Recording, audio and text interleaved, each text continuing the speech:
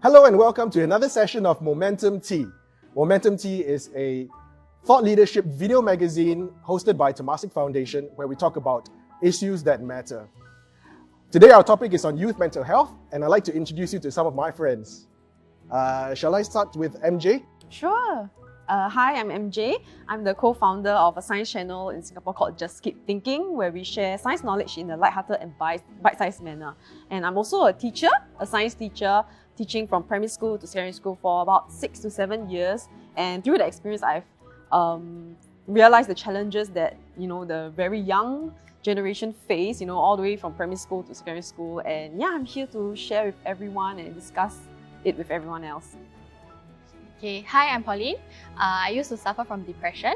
I was only diagnosed in 2016 after a suicide attempt. Since then, I've gotten treatment and I've been off meds since 2018. So very happy to share my experience with my friends and advocate for mental health wherever I can. Hello, my name is Tilly. I'm a Year 2 student in Singapore Polytechnic and I'm in the Media Arts and Design School with my friend Hui Yi.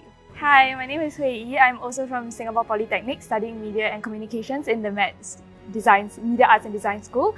Me and Tilly are part of an interest group in Singapore Polytechnic called Newsroom, where we discuss topics that affect the youth, and we hope to share more in this panel with everyone else. Hi, I'm Asher. I currently serve as the Executive Director of Limitless and I'm a social worker. I'm a professional with lived experience, meaning that I have my own experience of mental illness in the past. And Limitless is a youth organization that works with young people from the age of 12, Sec 1 to 25 years old. We provide subsidized pro bono work, right, especially therapy, for young people who are struggling with mental health issues. Yeah. In our organization ourselves, in the past couple of years, we've seen a huge increase in young people seeking help from us, and I think that's going to continue. So maybe we can talk a little bit more about that today. Yeah. Actually, you said that there is you detected an increase in young people seeking help. Can you share a little bit about this? Yeah, I mean, the reality is that the increase really coincided with COVID, right? So we started opening our doors to young people for mental health treatment and therapy in 2018. And of course, understanding that, okay, the first year, right, we don't have that many people coming to us for help.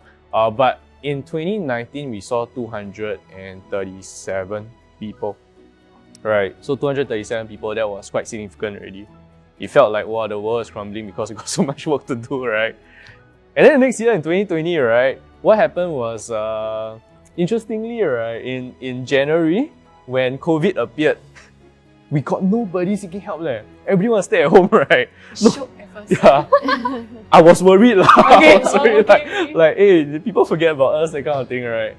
But then when people got used to COVID and people started to seek help again, it was back to normal. But when the circuit breaker hit, right, in April, we really just had a huge increase in young people reaching out to us for help. And that year, we had 373 people. Right? So it was like a 30% increase, something like that. This year, with almost 800 people already. So it's crazy because there is a large number of youths who are starting to need more and more help. Right, but we are also seeing very interesting trends. Whereas on one hand, we are seeing the standard depression, anxiety type of symptoms that appear, right?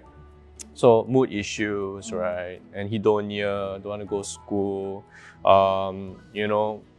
relationship issues, anxiety issues. Especially, anxiety is quite real right now.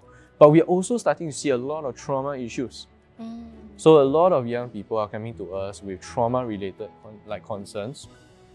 Sometimes it's not a concern that they bring up, but in our work with them, we realize that it's trauma, right? So earlier on today, I was in the room upstairs doing a session with someone else, and we were doing a trauma work, right? So the reality is that I think youths right now are going through something that no youths have ever gone through before. Yeah. That's an interesting point. And I want to take this question to Tilly and Hui Yi. Both of you are from Singapore Polytechnic, a place that typically has a lot of youth. Yeah, for sure. Is what Asher said something that you've observed? I understand also that you did a video recently about mental health. You went around the school asking your friends about their thoughts. Is this the same thing that you experience, that you note? Are people a little bit seeking more help than before? Yeah, I think the part about trauma is definitely very real. I think for us nowadays, we've started to kind of reflect on our own life, and we've realized that a lot of our experiences are actually a bit traumatic. Not normal. Not normal. And maybe like childhood or primary school experiences. And with the help of social media, actually, we've kind of come to the realization that maybe we are not as happy and jolly as we thought. But I think that's okay, because we have kind of accepted this, and there's been a lot of the destigmatization of mental illness and all this. So we're all okay now with seeking help, because it's not as, for example, if I were to tell my friend, I'm going to see a counselor, or I'm going to start seeing a therapist, they'll just be like, yeah, okay, we're here for you, we support you. And I feel like this is something that never would have happened in, decades back. So that definitely there's been a big shift with youth nowadays. And I feel like we're a lot more accepting, which is great. Yeah, totally. I think the fact that people are starting to be more vocal about their opinions and their feelings, even just being more open to feeling more vulnerable with their friends, I think has really helped us root out the issues that we experience internally. Because if not, we normally would keep it to ourselves. But these days, because I guess just by nature we are very inquisitive and we want to know more about how our peers are doing, it really brings up these conversations that are difficult to have but very necessary. Yeah. Pauline, you mentioned that earlier that you have experience with depression.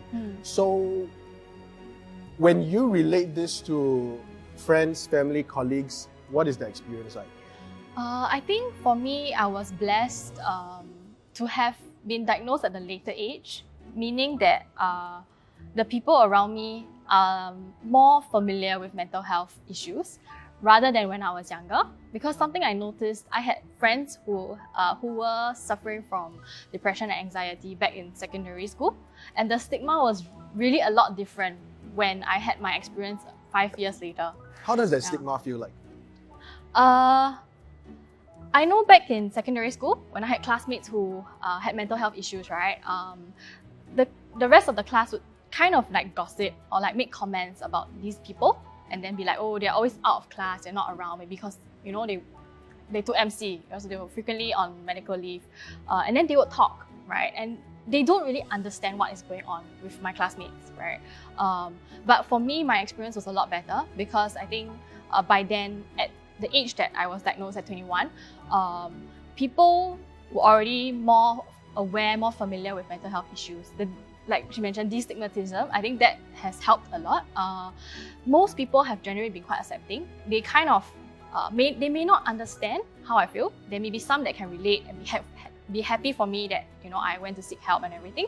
But there will be people who don't quite know how it feels, but they just avoid the topic. And there will also be just a small handful who will totally not understand and brush it off and you're just being emo, that kind of thing. So stigma-wise, it wasn't so bad. I think because depression and anxiety is actually quite common among the youth nowadays. So it's something that a lot of people experience symptoms of, even though they may not get diagnosed. But I think it can be a bit different when it comes to the other less common mental health issues. Things that are often portrayed quite badly in media lah. Yeah. Then the stigma for those might still be stronger. Yeah. For me, I was still quite blessed. Actually, I'm sorry, I have a question. Do you think the reason why it was easier for you to get diagnosed was because of the progression of society, or do you think it's because young people, let's say primary school kids, they aren't taken seriously with like, Oh. yeah, I don't know, because I feel like that's quite real. Okay, for me, my experience was a bit different. I think I suspected that I may be depressed, but I never thought. I didn't take myself seriously. I didn't take my symptoms seriously.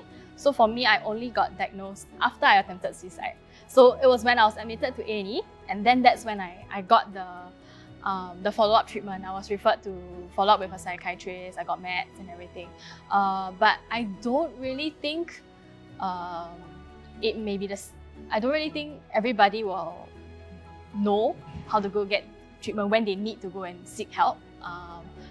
Yeah, so maybe different. Yeah. I want to ask MJ, you work with children a lot, right? Yeah. I understand that you are also a teacher. Is this what you observe also? Do students come to you with highlighting concerns? Actually, for secondary school students, they do sometimes, but for primary school, they don't. But not because they don't want to. They don't even know that they are experiencing stress or distress actually. So for those cases, it's usually through observational. Like I'll observe them, I'll observe whether they turn up for classes, I'll observe their homework, their handwriting. Yeah, even like during online settings, like during online lessons, like some of them might turn off the camera or for a prolonged period of time, or this student used to be good and then suddenly she's not paying attention, such things. So there was one case where I actually found out about my students' family issues through her homework. Yeah, so it was like it's a family tree topic. It's a primary 5 science topic. Yeah, so she drew a family tree, but she drew one with a cross, like a symbol, and then a line across it, which we didn't teach her at all, but she added it on herself. Yeah, so they're supposed to draw their own family tree. So she drew that, and that actually means divorced. Oh, it's like 2 symbols and then a cross. So that's when I realized, oh, okay. And she tends to skip lessons quite a bit. Yeah, so that's when one day I just asked her to stay after class, and I was like asking, how are you feeling? How's your family? And then she started crying. So that's when let's talk about it. Yeah, and I also experienced like family separation, so I was able to relate to her in that way, and she felt better afterwards. She keeps appearing for lessons, and she's much happier. And her mom also came forward to talk to me about it and thank me for it. So for primary school students, I would say it's not. I would think that they are still not at the maturity level yet to realize that, hey, this is like a mental issue that I'm struggling with. So for that, they will need a lot of reliance on the parents and the teachers, the adults basically around them to help identify it and give them the resources, and the help that they need.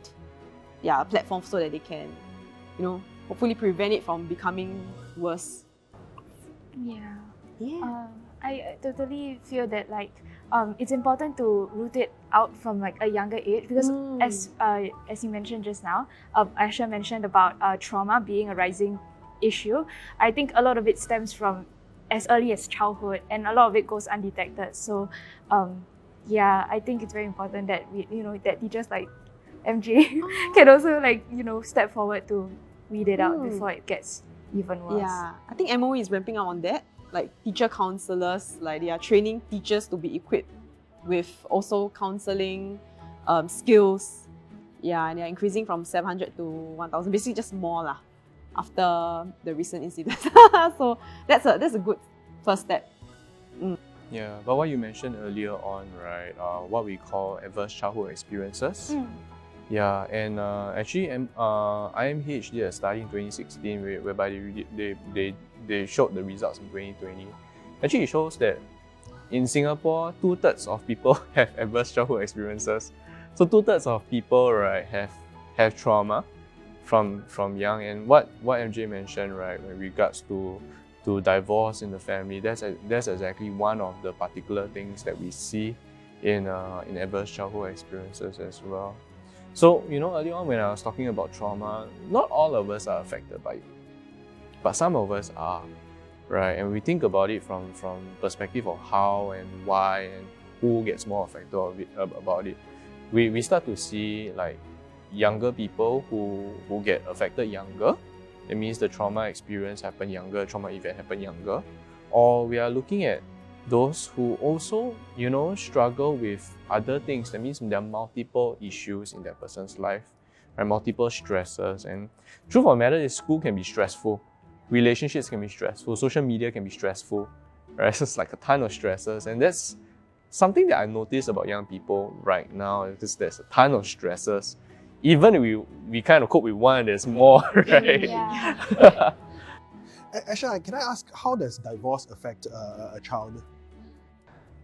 I think it is, when we think about a family that is nuclear, that means both parents are there, versus a family that is not, right?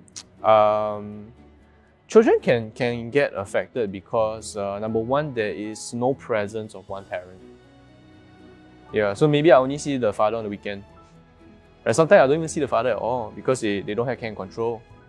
Right? So when we think about it from that perspective, already that takes something out of the person's life. And when I was doing my degree, right, I did my my honors thesis on the availability of a father in a young person's life and how it affects their academics, right? And one thing that we noticed across the board, right, was that across the board, all types of absentee fathers, emotionally absent, right, physically absent, doesn't matter whether or not they are like dead or they are incarcerated or they are like divorced or they are just working overseas, that kind of thing.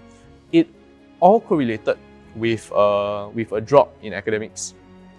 But academics is just one part of young person's life, right? So we are also thinking about, like, does this young person have an emotional support back home, right? Do they have that strength, that anchor back home, right? Do they also, start to wonder and compare, themselves with other families? Do they start to worry that, like, I'm not the same as other people?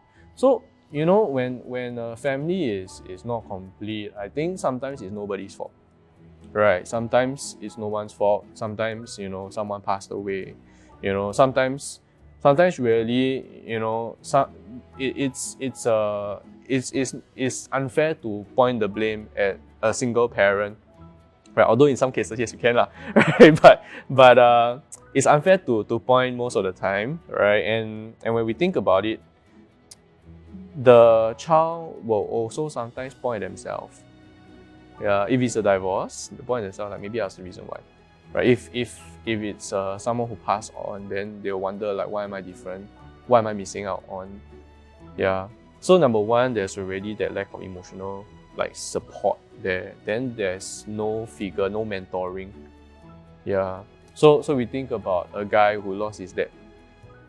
He's not going to have someone to teach him how to shave, right? He's not going to have someone who teach him, like, how to talk to girls, right? And then how do I talk about this with my mother? It's weird, right? I don't have those conversations. If a girl loses, like, her mom, I'm just using examples, like, the dad can tie her hair, but the dad won't be able to share with her about makeup, right? Cannot have those, cannot share clothes, right? Cannot go shopping together. Cannot go shopping and dad look tired, right? So there's those experiences that are lost. Yeah, and the reality is that comparison will kill, comparison will happen. Yeah, and I think we are just made, right, to have, personally, this is my opinion, right? We are just made, right, to function with full families as much as possible. Yeah. I think it's important to point out, though, that I think this issue may not just be applicable to people whose parents are divorced or separated, but even if the parents are just fighting, right, or you have a chaotic kind of environment at home, or even if they are still together but emotionally distant, they don't give you that kind of connection or care and attention, it can also affect the child similarly, not just divorced or separated. Yeah, I completely agree. Sometimes if a child doesn't get attention from the parents or so, it's probably the same thing, Yeah. So when I did the study, right, that was one of the examples that I put in there, and it also created a decrease in academics. The only one, right, the only type of father that was absent, right, that had a negative correlation, right, and we know correlation doesn't mean causation, but correlation with academics, like positive correlation. So the dad, the dad being absent meant that the relationship, the child did better, right? Are those dads, right, who are emotionally absent but very strict. Right. Yeah. So as in, like, they got very high expectations. That's why they're emotionally absent. Yeah. So, of course, I understand that probably, there are other ramifications in that young person's life versus just doing well in school. Yeah. Wow. So I want to use that point to talk a little bit about incidents that you have read in the newspapers, recently or not so recently. We've seen public outbursts of people. We've seen demonstration of violence. We've seen even homicides in our news. Does any of us think that these could have been prevented? And if they've been prevented, what was the cause of, how do we prevent these things? Could it have been prevented by just talking about it, have more avenues of help? What does any of us think? I think it could be a lot to do with also early detection, right? I think if we can detect early and provide them the help and management or resources to seek help, it could have prevented it from becoming so extreme. But at the same time, it's impossible to catch every single case. I don't think it's just now, but I believe throughout history there will always be these extreme cases. But what I really like is that the responses towards these incidents are taken as a learning experience, right? For people to be more vocal about talking about these issues, what can be done to improve the situation. I think that's something that's helpful, and this will benefit not just the extreme cases, but all the other more, average, typical cases as well. What about in the schools? You are in schools. What are the avenues available to you, or not to you, but to your friends as well, to do this? I think the biggest avenue would be our social circles, our circle of friends. Usually it's really important, especially in schools or at a young age, to have a solid support system that you can rely on for like everything. But also there's the option of getting counseling or therapy. But sometimes I think there's a discussion about the limits of confidentiality in the counseling sector. I think you mentioned previously when we were talking that your experiences, you can talk about it later. Right. Yeah, so maybe I'll jump in there. So I think as someone who was struggling throughout my schooling life, and I think there could be also a lack of opportunities to seek help. Especially when we're young, we don't really know what we're going through. We don't know what can be done to improve our situation, right? We don't know where to look for help. Then the first kind of places you would go to is the school councillors. So I had my experience in secondary school, JC and university. I went to see the councillors, but at the same time, you don't really know, because they're also handling so many cases. You may not get the best kind of help that is enough to prevent these incidents from happening. And I think the experience may vary from person to person. You may end up just go one session and you don't go back again, but there's no one to follow up and make sure that you are really seeking the help or getting the help that you need. Yeah, I think that could be an issue as well. Yeah. I think the point about school counsellors is that, and also about the mental, like providing or making sure that there's enough resources for kids nowadays, is that no matter how much support you give, it's still, like, if the mindset of the kid or the youth doesn't change, it is very difficult to get them on board to be willing as well to consent to like giving or seeking help for themselves. Because I think a lot of them, they either are cynical towards let's say school counsellors and stuff like that. In my personal experience, I had a friend who was suffering from a mental health disorder, and it actually took a lot of work to get her to even talk to the school counsellor, because we were just worried that it would involve the parents, and in most cases the kids don't want to bring it up because the last thing they want is to get their family involved. So yeah, I think there must be some kind of way that we can like from the people suffering from it, to get them to feel safe and comfortable enough to share it. Yeah, because as much as we can reach out our hand, if they don't take it, then it's not effective as well. There's nothing that. Yeah. So they have to want to help themselves. Yeah. The drama Yeah. doesn't help. Yeah, correct. Also, I feel like I want to bring up the point where we are often, at least in my generation, Generation Zs, we are referred to as like the strawberry generation. So because of that implication, a lot of us, at least for myself and some of my friends, we are like, oh no, we must be like extra tough, because I refuse to be identified with a strawberry. Yeah, So therefore we kind of put up a front, and then whenever we face issues, then we're just like, nah, suck it up. It's fine. Yeah, and then again, with social media being so present in our lives now, we are constantly seeing feeds of people, like our Instagram feeds, with being fed information of like how people are living their lives, and then we kind of use it as a way to like, oh, perhaps this is how I should be living my life. Yeah, so then it's like a echo chamber, and then you kind of just get lost in it. On that point, Yeah. Asher said earlier that social media can be stressful, but is it really? Do we look at all these feeds and feel that, hey, I should be like that? And is it as simple as that? What is social media? What is it like for all of you?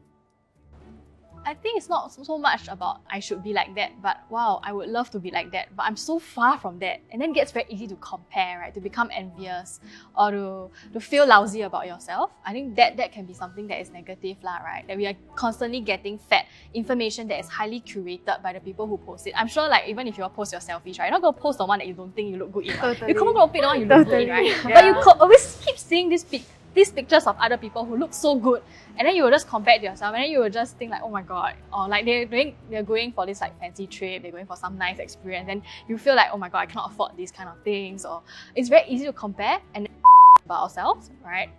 Can we use the word cheap? But okay. Yeah, but We'll bleep it out.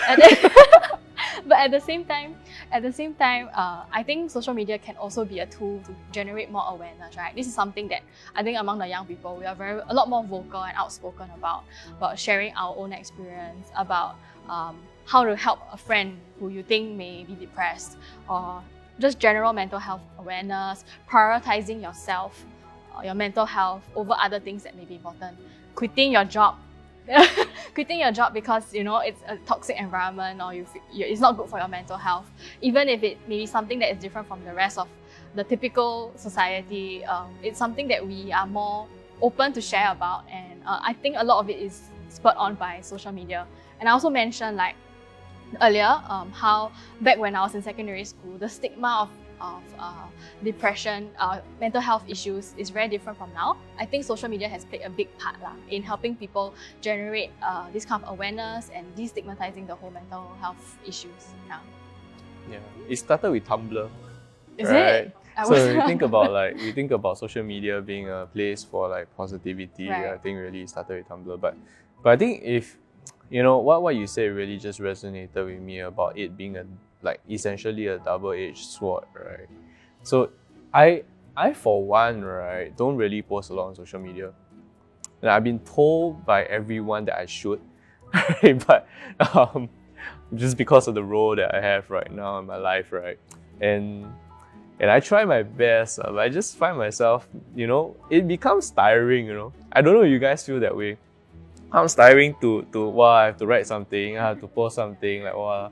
So for me, right, I actually post a lot more, I appear a lot more in our organization's social media, or you just see social media than in my own social media, right? So if you go onto our Instagram or TikTok, sometimes the Instagram stuff I curate, sometimes our TikTok stuff I'm the one that's speaking, right? So that's the thing, right? Because it's, to me, that's work, Right. But when I have to post my own things, right, I feel like, I don't know if you guys feel the same way as well. I think so. I think it can be a lot tougher to share on a personal level because you feel like you're becoming vulnerable, right? Yeah. And I think like Hui Yi mentioned, it is you don't want to feel weak. I think a lot of times we try to put up a strong front, right? So sharing these kind of things on a personal level could also make us feel vulnerable and weak, right? And something that is harder to do. People will ask more questions, then we have to deal with that additional, Actually, it's been proven like when people receive likes on social media, like in the brain, the dopamine level increase, which is the happy hormone. So yeah, like that validates them in some way, like, wow, I'm getting popular, I'm getting like, the more nice comments I have, the better I am. Yeah, and this is getting more prevalent in youths, I feel. So that's perhaps one downside of social media, where it can go, in a direction that we don't want to. But in another way, I think without social media, right, mental health wouldn't become this topic where we are now more comfortable to speak openly. And I feel that social media definitely played a very, very important role. So even though it does come with its downsides, I feel that it's something that we should learn to cope with it and try to get through it and focus more on the positivity of it. Yeah, I remember that some time ago that someone posted about social media on Twitter. Like she was like, oh, social media is toxic, because it's like this model, I'm not sure. And then everyone was agreeing with it at first, like social media destroys your life and makes you feel bad about yourself. And then someone who worked in Facebook, I'm not sure, or was it Twitter, like co-founder, CEO, he came out and said like, social media itself is not bad, it's how the user uses it. Yeah, and how you see it and how you choose to use it. So if you learn to see the positive side of it, to focus on how you can navigate, in this big world and try to avoid the negativity, then social media can be a very powerful tool that will benefit a lot of people. I don't think it's about avoiding negativity, because you can't avoid negativity. Oh yeah, not avoid the.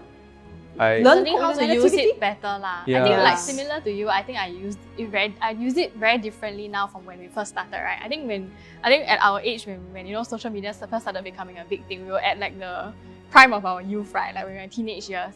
And I think that's okay. Back then, my experience was that I cared a lot, right? I think people post, they care a lot about how many likes you get, how many followers you have. You want your follower count to be more than your following count, stuff like that, right? I think that used to be a thing back then when I was like 17 years old, right? And I think people cared a lot about that. That's when it got quite toxic. Then after that, people transitioned. I think over the past decade of using social media, people have transitioned to how they get affected by this kind of thing. They don't post so much similar. I also don't post so much. You use it more as a tool you learn how to block off basically that element of negativity. Of course, you cannot eliminate it entirely. You will definitely still compare, but I think you learn how to manage that better. And for me myself, right, I think my social media has transformed a lot. I don't care about numbers or whatever anymore. I just care about my intentions of using social media. Is it to connect with friends? I think that is something very, very powerful. I think it definitely connects us. It keeps us in touch with our friends, especially after leaving school. There's an avenue for us to air our reflections, what we're going through in life, especially Instagram stories. I think I'm sure friends will write long essays on their Instagram stories, right? That's their avenue for them to release what they're going through while still not feeling like they're a burden to their friends, because it's very passive. Friends can choose to respond or not respond. I think that has changed.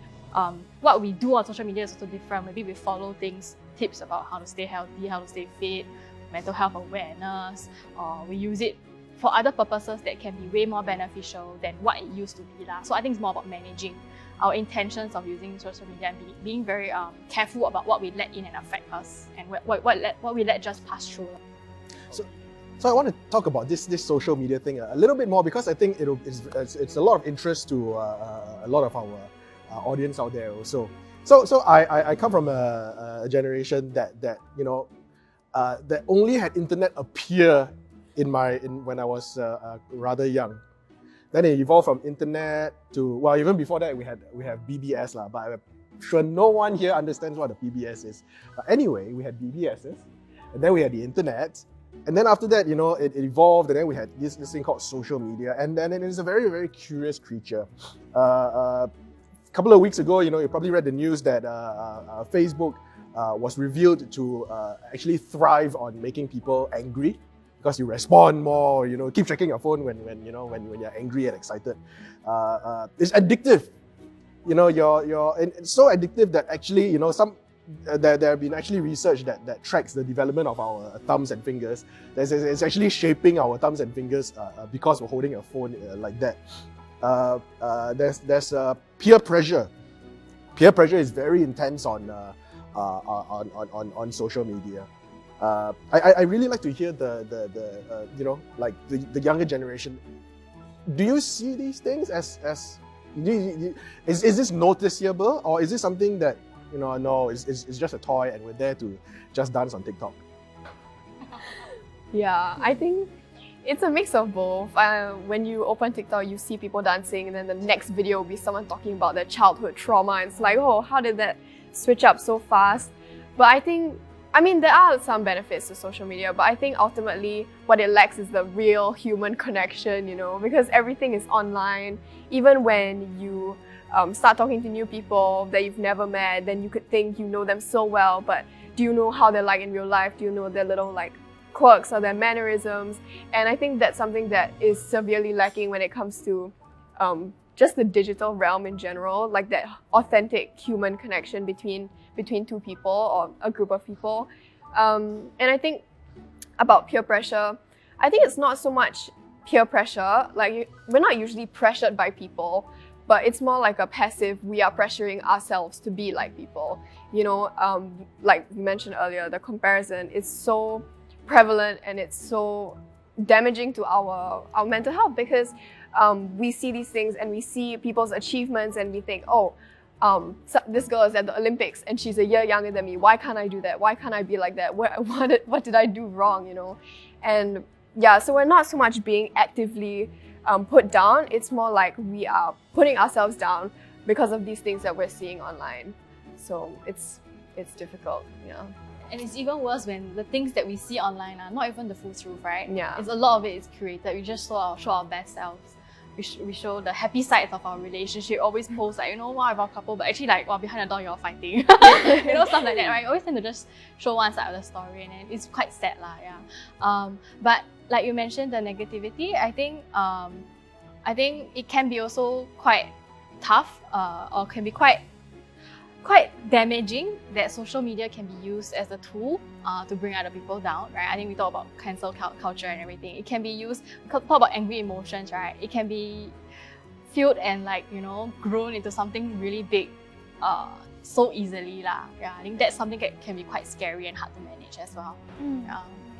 On like a platform such as social media that is so versatile, I think it's very difficult for a consumer to learn how to use it effectively, or at least use it or navigate it in a way where they steer away from like the negative. I guess you can't avoid negativity, like Asha said, because it will somehow kind of like find you. And then when it comes to find you, then you need to know how to deal with it. And I think a lot of it is based on your own experience. Have you dealt with it before? Yeah, so I think with social media, we don't see it as just, I mean, the youth at least, we don't see it as just a toy. I think to a large extent, it kind of becomes our life. And then, you know, when it gets to, you know, it takes over your life, you need to know, unfortunately, through trial and error, how to use it best. And I guess how to educate like friends around you to make sure that they don't, you know, suffer from it as well. Yeah.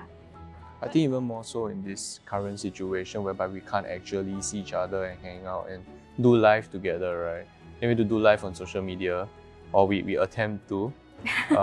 This is such a rare experience, yeah, right? I know, right? yeah. But like, I completely agree, you know, that sometimes we end up, and I've been there before because I've lived through the start of social media, right? My first social media experience was like Friendster.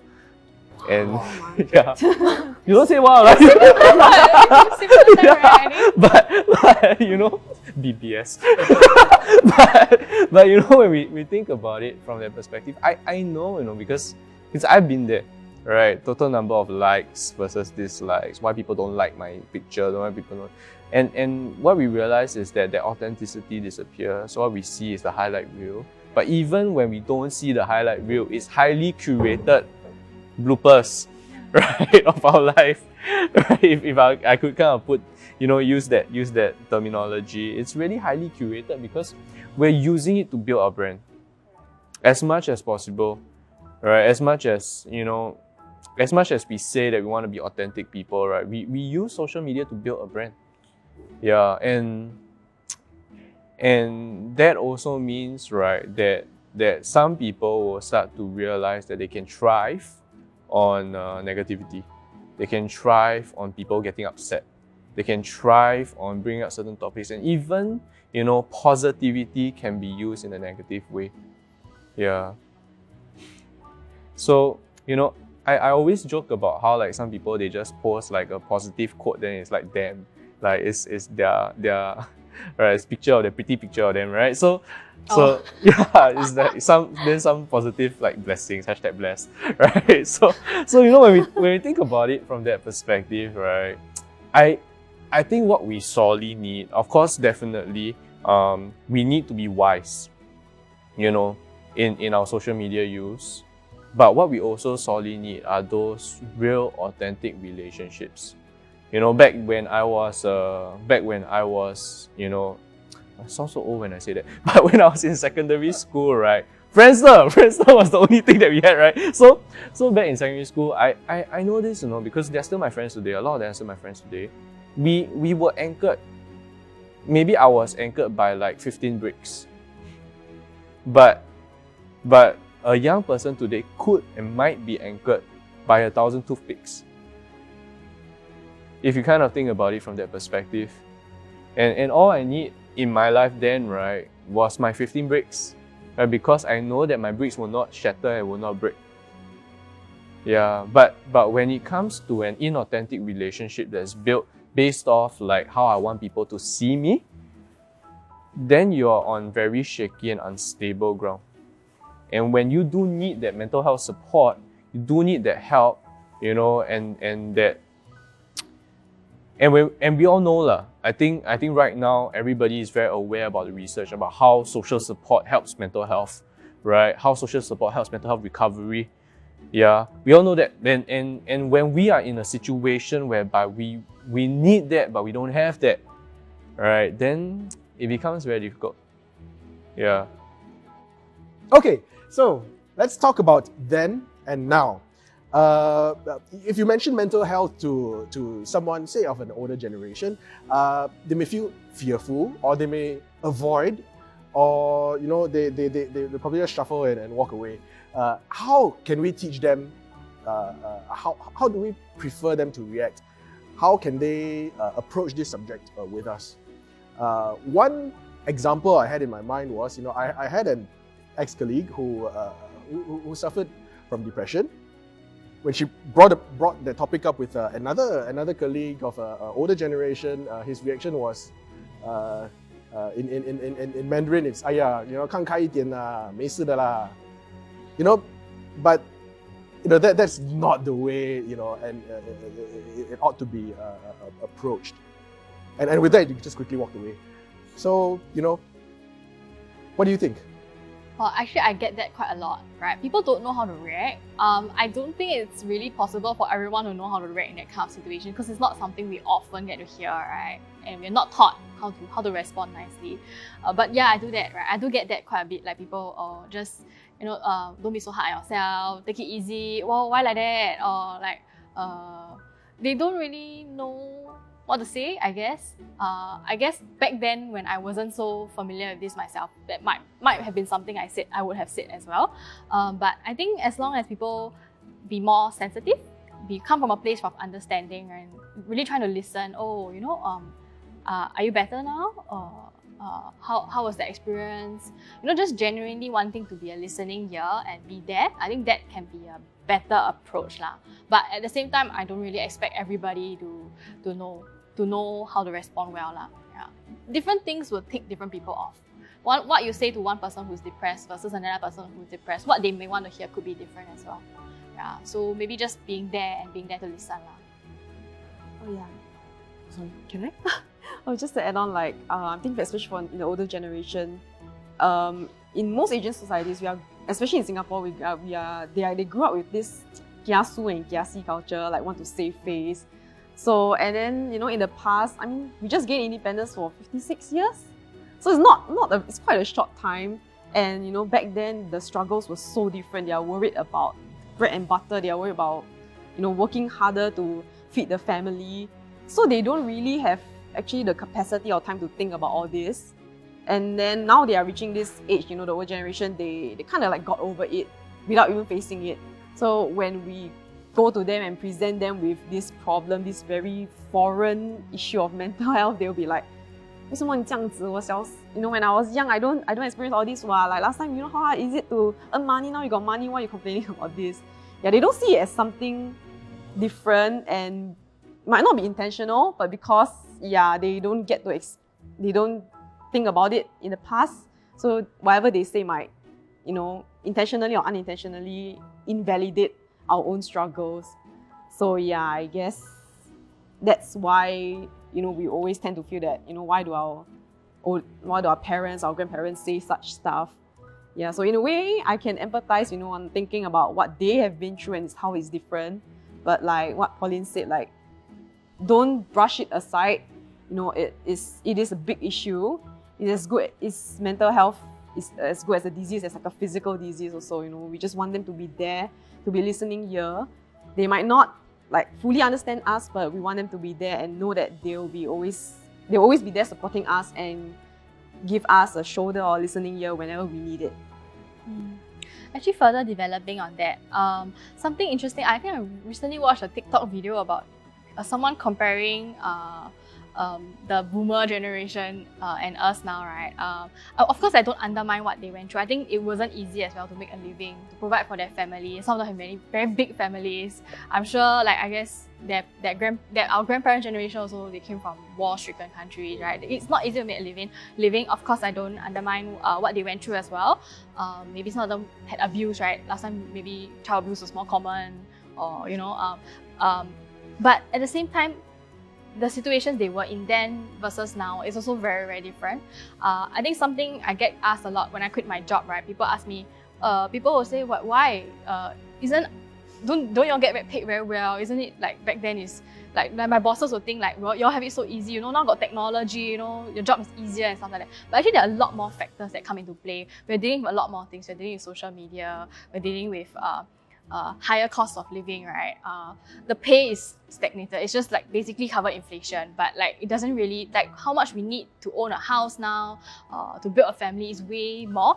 What we value is also different. Maybe back then they just wanted a stable job. Whereas for us now, a lot of young people, they care a lot about their passions, how I want to spending my life.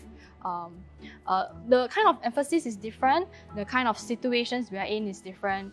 We are bombarded by higher expectations. Now got technology, right? So you must achieve more in a shorter span of time. Stuff like that. I think the stresses that we go through is very different.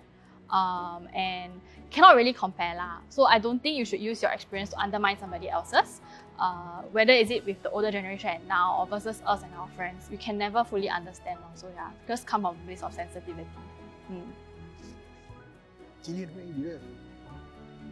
I think for our parents, a lot of their mindsets would be just suck it up, like what MJ said. We went through this before. You're going through the same thing? Why are you struggling? Why didn't I struggle? Just suck it up.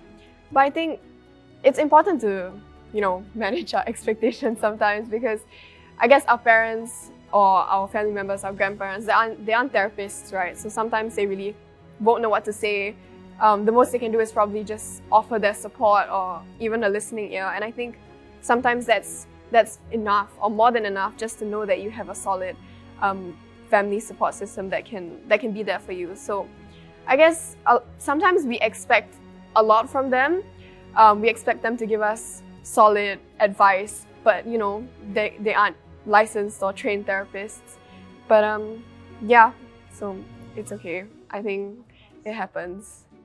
I think people who really have issues will also get used to it over time, right? You get used to people not responding in particularly nice ways, or you get used to people just saying certain things. Then you just find, you just kind of learn to like brush this aside, and then you just find the people that you're really your pillars of support lah. Then you just gravitate towards these people instead lah. We learn how to navigate there. I think trying to view from like the older generation's point of view as well, I don't believe that all of them have never experienced a mental health issue before. I'm pretty sure maybe some of them they do experience it themselves, but they kind of like either brush it off, internalize it, or they just don't talk about it, or they don't realize. So mental health and mental health issues isn't a new thing. It didn't just brought up recently along with social media. I'm sure it's been around for a long time. I mean, it's since existence because it's just like a physical disorder, right? But with so coming from that, like living in a period of time where like they didn't have that their priorities or the things that they were dealing with are different from what we are dealing with right now. It is difficult for them to understand where we are coming from, or for them to know how to respond towards someone who brings up the issue of mental health. So it may come off as they are unaccepting, but I think to anyone who is presented with a new concept, it takes a while to understand, like truly understand, and to just listen and without really giving any input if it's not needed or wanted lah. Yeah. I think when we are vulnerable with people and when we share our personal experiences, there's a part of us that kind of wants to hear a specific thing from them. And usually maybe our family members or our parents, they don't say what we want to hear. So that's why we kind of turn to these communities online, whether it be like forums or social media, to kind of find what we want to hear. I know there's a lot of really small communities on TikTok, for example, and they provide a lot of validation for people, and so that's why a lot of teenagers or a lot of youth, we feel seen, we feel heard, and we feel understood as compared to just talking to our parents and them being like, exactly. just suck it up, you know. Yeah. But it depends on the situation. Yeah. So. Like you mentioned, our family aren't therapists. Yeah. So that's why I guess we go to other resources where it's easy for us to reach, right? I think just now Aisha was off camera sharing about how a lot of youth, when they face struggles, they find help through Google. Yeah. I think that's something that's the beauty also, right? That that help is so available online. Help lah. Yeah. Like, we may not really be the help that we really need. Maybe really a face-to-face conversation with a therapist or a counsellor or with a psychiatrist to get meds or whatever. But at least it gives us an outlet, right? A platform for us to feel heard and feel like there are other people out there who can relate, to give us tips on how to manage ourselves better, how to navigate situations around us. And even from people who are not sufferers, right? For people to be sensitive to others. I like that, nowadays people just share these kind of things on their stories, repost. So the awareness gets more, right? There's more awareness, right? So people know how to navigate it better. So that's one of the beauties. Yeah, I think there's an important point here though to note. You guys have brought up like awesome points about how it's important to also understand that parents and people from boomer generation, right? They have their own priorities as well. They have their own concerns as well. Right? When we see it from that perspective, we also know that right now, in this situation, in this generation, mental health is the biggest concern. Because most of us don't have other things to worry about. We don't have to worry about roof over our heads. We don't have to worry about our I think really we don't have to worry about our country going to war. Right? We don't have to worry about mass poverty, which our parents' generation might have had to struggle with. Right, so they didn't have the time to think about mental health issues. Doesn't mean that they didn't struggle with it. They just didn't have the time to think about it. Everything else came first. But when we think about this generation, right, a lot of times, we do struggle with it because that's at our state now. Where we are now, right, mental health issues, they become the biggest thing because it's the biggest, most painful thing, right? But I think it's also important to note, right, going back to what I mentioned at the start, right, we can find support online, but it's important not to get yourself caught into a positivity trap. Because people, if you're only surrounded by people who will acknowledge you and tell you that you're that it's okay to be like that, right, it's okay to be not okay, right, we find ourselves being stuck in this very sanitized space. And when we go out into the real world, right, and we are met with these unsanitized people, right, we are met with these people who will just kind of brush you off, and met with these kind of people who will just tell you like, hey, and all that. We find ourselves being unable to cope and deal with these people. And we lose a life skill. Right, I think it's very important to be able to still, like what you mentioned, right? Brush it off, right? Not let yourself be as affected by the people who respond, because there will be those people. Yeah. But that said though, this challenge with then and now, like the thinking, right, of the older generation versus the younger generation, does have real life ramifications on young people, right? It does have real life ramifications, meaning that young people who might want to seek help might not get the opportunity to seek help. Because why? I have no money. Money is with my parents. And then my parents don't believe in mental health, right? They don't believe in like anything. That's actually very common. Yeah. I've had a lot of friends who I feel like they should, reach out. It's getting to a point where they can't like rely on peer support anymore. But then because their families, they don't validate what they can't even go to them to even say like, hey, I'm experiencing some problems. That's why I'm not doing well in school. Their parents just kind of see them for being lazy and stuff like that. Yeah. So if there's no money, there is no help. Like honestly, I think that's like the problem. Actually, I would beg to differ on that point to some degree, right? Like, I think just now you mentioned about how maybe our parent generation, they don't have time to think about it. I actually don't think so. I think that mental health issues could have been very prevalent. It's just that a lot of it was hush-hush. People aren't as outspoken as they are now. And I'm sure that their struggles could also very easily become overwhelming for them. I think it's just the issue that the struggles that we face are different now. Yeah, and then we are just more vocal about it, and maybe our struggles are more intense and more other issues as well that were different from theirs. That's why they cannot relate, and maybe these struggles can be even more overwhelming because of the world we live in. We are more outspoken. We think about this more actively. We talk about this more actively. That makes the difference. Like, I believe it would probably. I mean, our parent generation, there will probably be many that also had issues. It's just that it was something that they could never vocalize, and they found a way to navigate it better. There was much more stigma about it. Yeah. So even if people were facing issues, they don't seek help. They find other ways. Yeah. Whereas now it's just that it seems more prevalent because we're talking about it more. I think that could be a difference rather than that they didn't exist. It's just that it's different. I mean, there wasn't social media back then. Yeah, exactly. So even they want to say this, like, exactly. where do I say, okay, keep it lah, then Actually, can I ask a question? What are the consequences that come with being vocal? And now that everyone, like technically with social media, every single individual is able to access the platform to have a voice. So I'm sure that there are consequences to that. So what do you guys think? Actually, I think a recent thing that has been brought up, I don't know if y'all are aware of this, but it's been like a lot of people have been kind of, I think the term is over-pathologizing, something like that.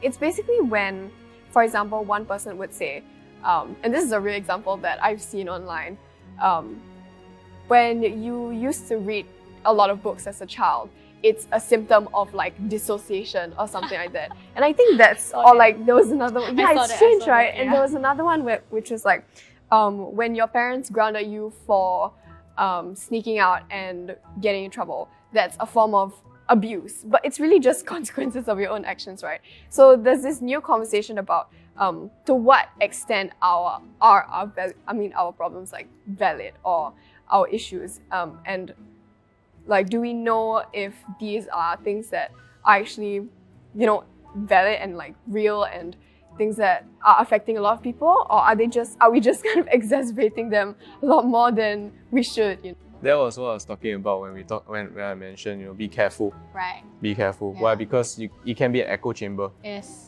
And when it becomes an echo chamber, everything becomes a mental health problem. Right. Yes. Yeah, I'm a mental health professional, but I don't agree that everything can be a mental health problem, right? Yes. Because I eat, breathe, and sleep, right? This topic, but I think the reality is that health is health. We cannot say that everything is a mental health issue. Yes. Yeah, and over pathologizing is very real, because then that if I keep saying that I have a problem, it will eventually become real, because I will start to respond in a way. It's you are anti-CBTing yourself, right? You are doing the reverse cognitive. Okay, CBT is, for those of you who don't understand, right? Thanks for reminding me. It's cognitive behavioral therapy, and we talk about we think about like managing cognition, and cognition and our thoughts, our behaviors are very intrinsically linked to one another. Now, let's say I always say, right, that I had depression. And I don't say it as I don't use it as a as a verb, right? Some people use it as a verb, right? But I don't use it as a verb. I really believe it. Like, I really went on Tumblr and I heard everybody saying this. I went on Reddit, right? I joined the depression help forums, and everything that everybody says, I start to find in my life, right?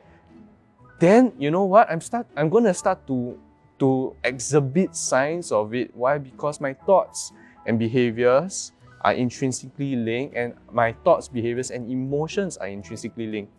So there's a space for to be, you know, to be balanced. And essentially, when we think about mental health, right, definition of mental health is ability to manage stresses in life. You know, that's what WHO says, right? Manage stresses in life, you know, contribute to my community. But there are other definitions out there, right, where we think about mental health as equilibrium in our life. So the ability to balance all areas in our life, our thoughts, our actions, our emotions, my work, my physical life, my relationships, right? And that's good mental health. Now, what happens when I put myself in a space whereby I purposely, right, go and try and push myself, right, into bad mental health? Then, you know, there are consequences to that. Yeah. As a youth, like trying to navigate on this space, we're at a part of our lives where it's like a transitional period. So I guess that does make us, whether we like it or not, extra influenced, like easily. I guess we are more easily influenced. Yeah, and we're definitely more susceptible to the things and sensitive to the things that are happening around us. And I think being able to reach an equilibrium of good mental health sometimes stresses us out as well, because the way that Facebook, TikTok, social media works, I mean, after all, they are businesses, these platforms that we're using. So, you know, the way that the algorithm works, it feeds us information that we like. It feeds us, it feeds into the mindset that we have. So it's very difficult to get out of it. Unless you are able to reach a point of self-awareness, and then you're like, nah, I need to stop. Yeah, I completely agree. You know, one thing that I could just say here, that would be this: if you do find yourself struggling, you know, and you are struggling, I encourage you to seek help. Talk to someone. You don't have to be diagnosed with a mental health condition to reach out to a therapist. And you know what? Your therapist, right, there's a high chance, right, your therapist will be able to kind of like help you understand what you're going through in your life at this point in time. Yeah. So it could be a school counselor. I know not many people like to go to school counselors. I also understand why. Right? If you feel like you don't want to go to school counselor, you can come to us at Limitless. But there are many other organizations out there. SAMH, right? Clarity, Touch, you know, Shine. You know, there are many other organizations out there. If you're a young person and you like to find a little bit more, go reach out to them. Yeah. If you are an old person and you like to reach out more, right? You need to find out more. Right? Then go reach out to them as well. Because there's no harm in this. Really the only thing that's holding you back is yourself.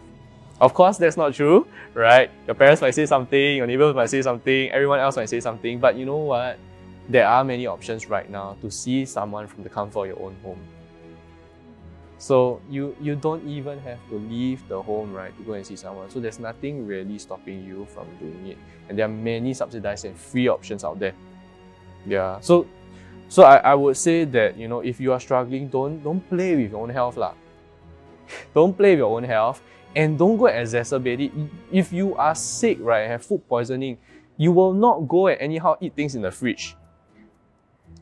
You will not go and anyhow go and ask people to give you medicine, right? And who knows what kind of medicine they give you. You will go to a doctor. I hope lah. Right?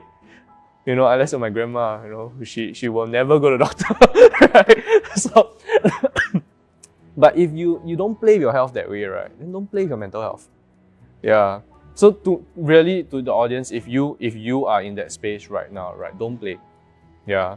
And don't put yourself in a place whereby you have to find validation online, right? Just to say like, okay, finally I will go. By the time you go, right, then you have a lot of misconceptions already. Then it becomes very difficult to seek help as well. Yeah. I think the inertia is very big though. I Yeah. think like knowing where to find these opportunities and avenues, right? That are, I mean, there is a lot of inertia. I mean, first thing it could be other people's opinions of you. I think that one is not so much of an issue because you can hush, right? You can just go without people knowing. No one's going to disclose that you went there unless you disclose it yourself. But there are other things I think that a lot of time hold people back. One is they don't know what to expect, right? I don't really know what's the process is going to be like. Am I going to get diagnosed? Am I going to be, is it going to be on my record? Like if I get diagnosed, is this going to affect? Okay, and it's a real thing, right? It can affect your insurance also. Yes, right? Like if you get diagnosed, I had difficulty after I recovered. I wanted to buy new insurance, right? They do take into account that you were depressed before, especially if you did suicide attempt, right? Then they stop you from getting coverage. There are implications. It can be scary. But you don't want to wait till it gets bad, obviously. So obviously you try to seek help where you still can. But there are other things. Money. I think money is a big issue, right? You don't know how to tell also the quality of the help that you'll be getting. I think that's something I experienced in my experience. Seeing counsellors through secondary school, JC and uni, right? My experience with the school counsellors wasn't great at all. And I thought like if all the counsellors I meet moving forward are also going to be like that, then that's of no help to me. And that's how I ended up turning to online, right? Where I could feel heard and I really could feel that people were listening to me rather than what I didn't receive through seeking help. But at the same time, I think it can be good. So I have had, after I was diagnosed, I have had counsellors who I had a very good experience with. But how do we even navigate that to know who are the people we can go to? Is it even affordable? I think a lot of the good ones may be more expensive, right? So how do we make it accessible for people to find help? Even if they're free, how do we filter through?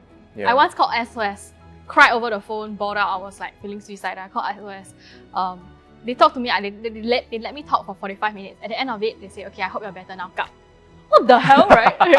Like, how do we filter the quality of the help that we are getting? I don't know how do we improve I think the kind of resources that can make. I think if it was more we're more able to tell what to expect, the quality we're getting, the price is affordable, I think maybe people will be more keen to getting help. I think one of the things I've seen a trend online is online counselling, right? They have those over chat also. I think we've seen those advertisements for all the different kind of new kind of avenues to seek help. I think that's good, but there's still, I think, a barrier to cross. Especially for someone who, if someone has never been through counselling before, or who really don't know what will happen if they go, see a doctor or see a therapist, they don't know what's going to happen. It can be quite scary and daunting. Yeah, I completely agree. In fact, like 1 to 2/3 of young people don't seek help. Like they don't seek help for a few reasons, and the reasons that I've heard the most are number one, cost. So I mentioned cost earlier on. So it's very expensive to seek help. It is. I seek help before, right? It's expensive, right? If not for CPF, I wouldn't do it, right? But then the other thing that what I'm hearing as well from young people is that confidentiality is a huge thing. Will they tell my parents? Will they call my parents? Will my school know? Sometimes school counselors, we don't seek help from school counselors because somehow it spreads, right? Yeah, man. So, okay, those of you who work with me, I like you guys. but okay, you guys know me lah. But the reality, right, is that when it comes to the many reasons why young people don't seek help, I think that's the challenge for this generation of help, like providers. How do you ensure and support these young people, right? Make sure that your stuff is accessible, and that's been the challenge. And in fact, that was our vision this year for Limitless, like making help seeking accessible, right? Making help seeking barrier free, and one thing that we do realize is this, that to break those barriers on our end, we can do a lot. I can start advertising online. I can say that we are not going to tell your parents. You don't need consent unless you're going to take your life, right? Or unless you are in really serious trouble, right? We can say like you can, if you don't like your counsellor, you can always pick another counsellor within the organisation. We can say like you don't even have to meet us face to face. We'll text you. right? Build out the rapport first, then meet you face to face, right? We can say all that, right? But at the end, on the other end, right, it takes that step of faith. But it also takes friends to play that huge difference. Why? Because that's number one, I'm not going to talk to counsellor first. I'll talk to my friend. Actually, no, I'll talk to Google first. Then after that, I'll talk to my friend, right? But, if your friend's response to you is, hey, don't go see counsellor. Right. Yeah, then it becomes very challenging. But if your friend's response to you is, Ayah, then it also becomes very challenging, right? So actually, really, if I was to bring this up here now, right, whether or not you're a friend, parent, you're talking about different generations, whether or not you're a friend, your parent, whether or not your uncle, auntie, your teacher, right, or your classmate, it doesn't matter, if you respond empathetically, I think that's the key thing. If you are going to respond empathetically, the person's going to respond to you because they don't care how much you know until they know how much you care. And the next thing is this, I understand that it's difficult. There is inertia to go and seek help. And if you agree, right, that there is that inertia, then you will do things to help that inertia. Like for example, hey, you want to go with me or not? I go with you. I can sit outside the room with you. If you feel like you cannot say, I will say for you, right? There are those kind of things that you can kind of like do, as a friend, as a parent. Yeah. So if you're listening in, start doing that, right? Okay, so I'll just close up with 2 points. Just now, actually, Hui Yi asked the question about being vocal and are there any consequences? I think the only consequence is that we have to know that with all these tools, we have a megaphone in our hands. All of us have one.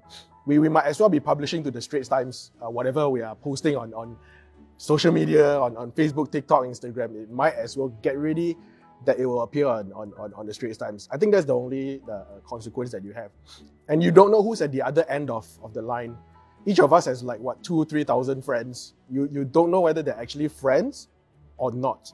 It is very difficult to sieve through. So that's the one thing we want to be wary of. And the last point on all this between generations and all that, I think now this is where my position comes in. I'm a new parent. I'm not a parent of any grown children yet. My boys have barely learned how to talk. But I feel that as parents, we want to journey together with our children. And I don't think we deliberately want to brush them off for no reason. Maybe in another generation, their approach, is slightly different.